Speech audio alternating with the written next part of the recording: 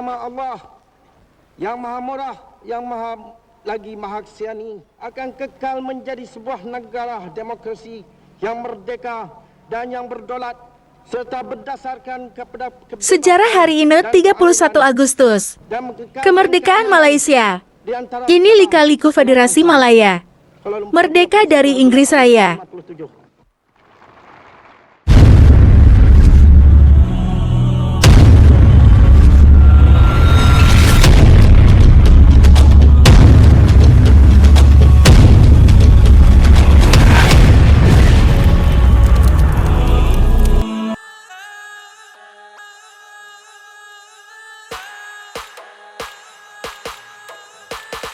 31 Agustus tahun 1957 jadi hari yang penting bagi Malaysia.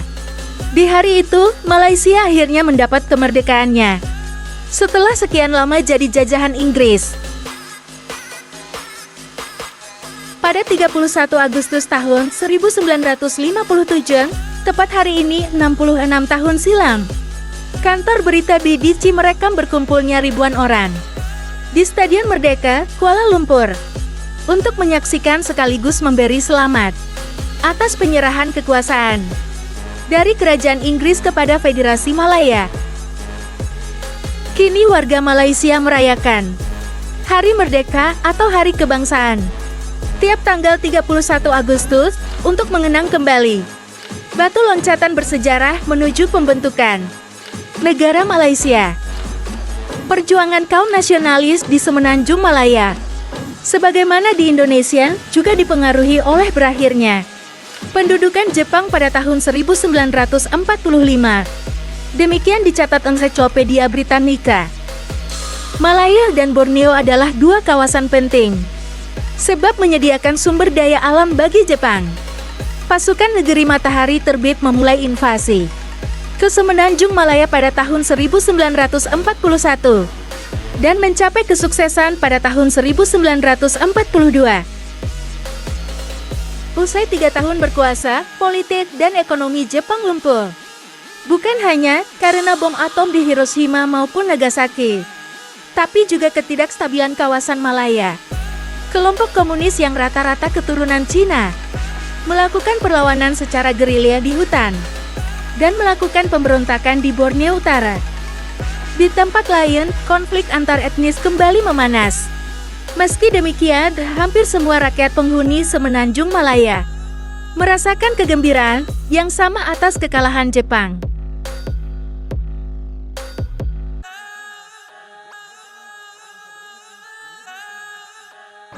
Dengan nama Allah yang Maha Murah, yang Maha Kasiani akan kekal menjadi sebuah negara demokrasi yang merdeka dan yang berdaulat serta berdasarkan kepada kebebasan dan keadilan dan mengekalkan keamanan di antara segala bangsa.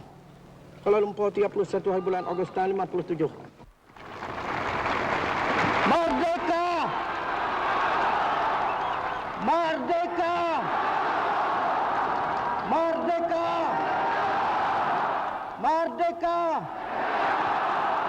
Merdeka! Merdeka!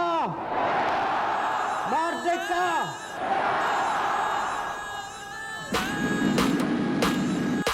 Sebelum diambil alih Jepang, Sarawak dan Borneo Utara adalah wilayah protektorat Inggris.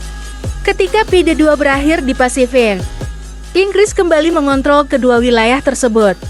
Kala itu Sarawak menghadapi penentangan dari orang-orang Melayu yang tak terima atas kontrol Inggris. Sementara itu, berdirinya koloni Inggris di Borneo Utara menyebabkan perpindahan ibu kota dari Sandakan ke Jesselton, sekarang kota Kinabalu.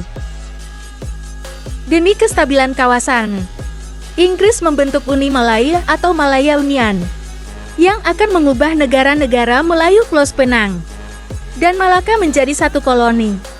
Visinya, menurut Inggris, persiapan kemerdekaan kawasan.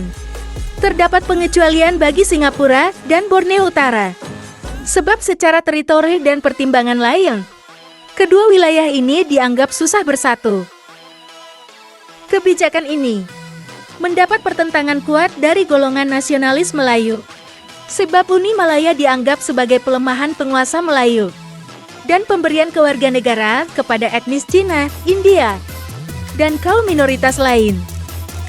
Sesungguhnya Inggris bersikap setara, sebab orang-orang Cina dan India juga loyal pada Inggris selama PD1 dan 2. Namun, sikap keras kaum nasionalis Melayu mampu mengubah sikap sultan-sultan kerajaan di semenanjung Melayu dari yang tadinya mendukung Inggris, lantas menjadi oposisi.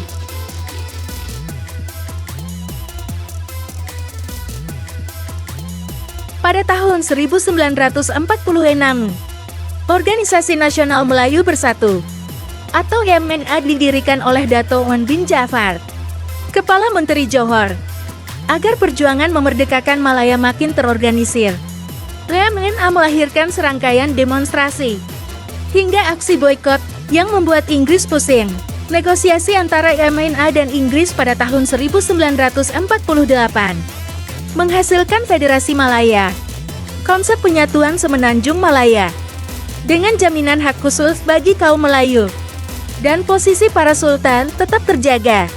Federasi Malaysia terdiri dari gabungan 9 kerajaan Melayu plus 2 provinsi, yakni Johor, Kedah, Kelantan, Malaka, Negeri Sembilan, Pahang, Penang, Perak, Perlis, Selangor, dan Terengganu. Pemerintah federal dipimpin oleh Perdana Menteri, dan ibu kotanya ditetapkan di Kuala Lumpur. Satu masalah kelar, tapi masalah lain makin ruwet. Kelompok komunis yang digerakkan Partai Komunis Malaysia, yang sejak dibentuk pada tahun 1930, menjadi tulang punggung perjuangan melawan Jepang, pindah ke tengah hutan sejak tahun 1948, dan memanaskan perlawanan gerilya untuk mengusir penjajah Inggris. Perlawanan ini berlangsung selama 12 tahun dan dikenal dengan istilah periode darurat Malaya atau sebut Malayan Emergency untuk memadamkan perlawanan MCP. Inggris mengisolasi MCP dari basis pendukungnya. Caranya, orang-orang keturunan Cina diberi konsesi ekonomi dan politik serta membangun kembali pemukiman liar orang-orang Cina menjadi desa baru.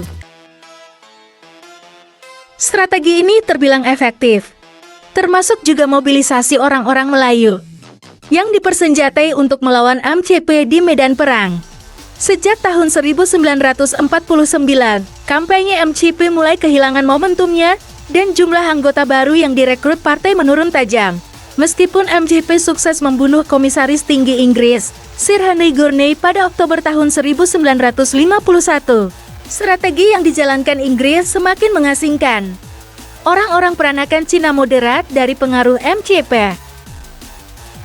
Lambat laun kekuatan MCP mengecil. Pada tahun 1960, mereka sudah kehilangan hampir seluruh pasukannya, sehingga pemerintah Malaya mengumumkan berakhirnya darurat Malaya. Mundur lagi ke tahun 1949.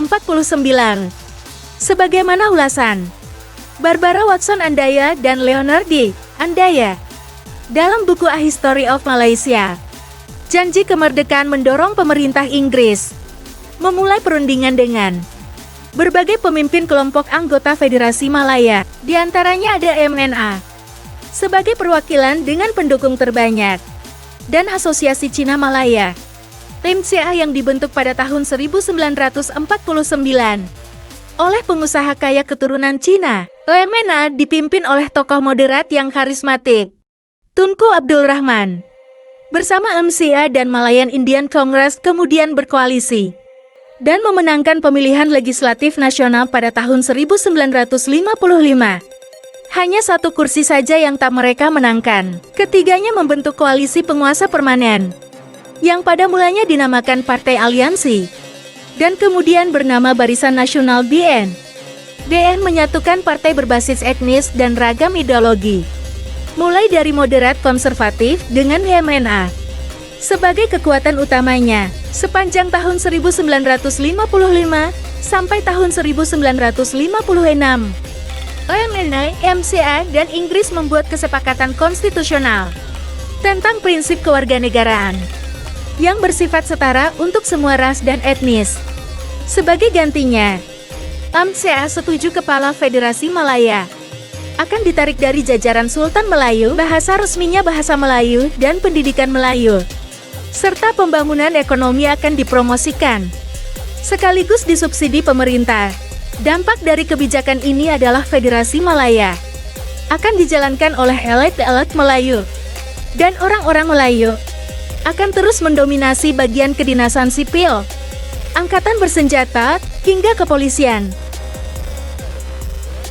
Meski demikian, orang-orang Cina dan India akan memiliki perwakilan proporsional di kabinet dan parlemen, sehingga bisa menjalankan negara bagian, di mana etnis mereka terhitung mayoritas, dan secara ekonomi mereka juga terjamin.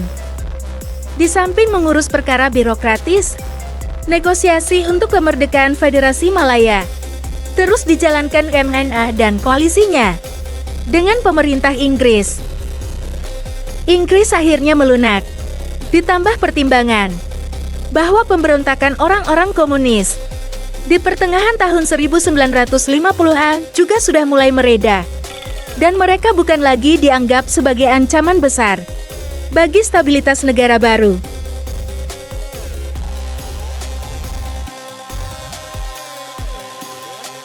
Kesepakatan dicapai pada 8 Februari tahun 1956 bagi Federasi Malaya untuk merdeka dari Kerajaan Inggris. Namun, atas alasan logistik dan administrasi, proklamasi kemerdekaan baru bisa dilaksanakan tahun depan, yakni pada tanggal 31 Agustus tahun 1957 di Stadion Merdeka, Kuala Lumpur.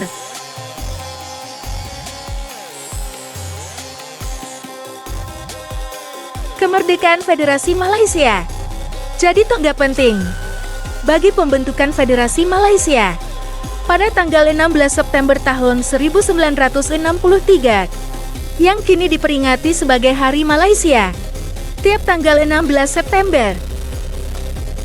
Tantangan sebagai negara baru muncul dari banyak pihak, termasuk pertentangan dari Indonesia di bawah komando Presiden Soekarno.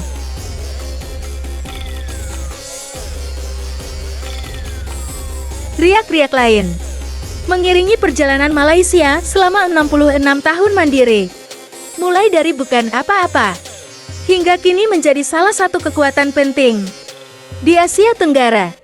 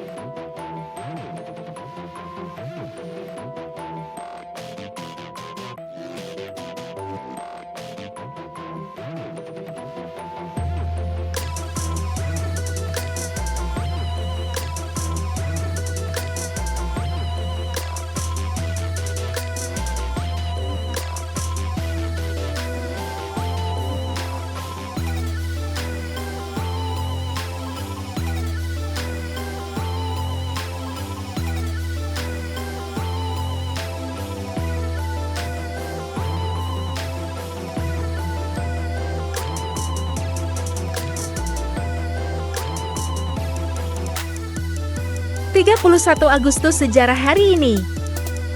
Dalam mengakhiri perjalanan melalui lorong-lorong waktu sejarah dunia, di saluran YouTube ini, satu hal menjadi jelas. Kisah manusia adalah kisah perubahan, tantangan, dan pencapaian yang tak terhitung jumlahnya. Dari masa prasejarah hingga zaman modern, peristiwa-peristiwa besar dan tokoh-tokoh berpengaruh telah membentuk jejak peradaban yang rumit dan mendalam. Melalui pemahaman terhadap perjalanan panjang ini, kita diberi kesempatan untuk belajar dari kesalahan dan prestasi masa lalu, serta menerapkan wawasan tersebut dalam menghadapi tantangan masa depan. Sejarah dunia mengajarkan kita bahwa kita semua adalah bagian dari cerita yang lebih besar, sebuah narasi yang terus berkembang dan mempersatukan umat manusia di tengah keragaman yang luar biasa. Dengan terus menjelajahi sejarah, kita membangun jembatan antara masa lalu dan masa kini, menghormati warisan nenek moyang kita, sambil merangkul masa depan dengan kebijaksanaan yang diperoleh dari pengalaman yang telah lewat. Itulah momen sejarah lalu. 31 Agustus kemerdekaan Malaysia. Ini lika-liku Federasi Malaya. Merdeka dari Inggris Raya. Semoga bermanfaat. Sampai jumpa lagi di video sejarah hari ini lainnya. Bye-bye.